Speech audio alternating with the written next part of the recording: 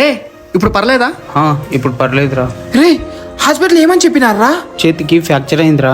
Doctor 1 month rest తీసుకోమన్నారు. రే నిన్న నమ్మే కదా వాడు వచ్చిండేది.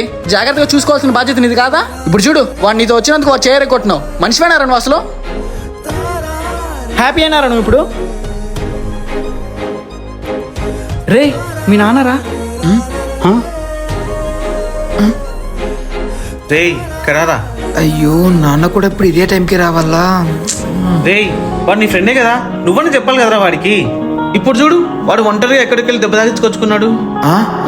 ఒంటరిగానా? అంటే నా వల్ల కింద పడ్డాడన్న విషయం చెప్పలేదా? నువ్వన్నా చెప్పొచ్చు కదరా వాడికి బండిని జాగ్రత్త తోలమని.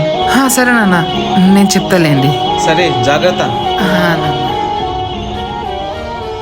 రే అంటే మీ నాన్నకి నా వల్లే దెబ్బలు తగిలాయన్న విషయం చెప్పలేదారా? అరే ఎట్లా చెప్తారా? చెప్తే మా నాన్న మళ్ళీ నిన్నే తప్పుగా అనుకుంటాడు. అందుకే చెప్పలేదు. సారీరా. ప్రతి ఒక్కరి లైఫ్లోనూ ఇలాంటి ఫ్రెండ్ ఉండాలి. ఇలాంటి ఫ్రెండ్ మీ లైఫ్లో కూడా ఉంటే ఈ రీల్ వాళ్ళకి ట్యాగ్ చేయండి.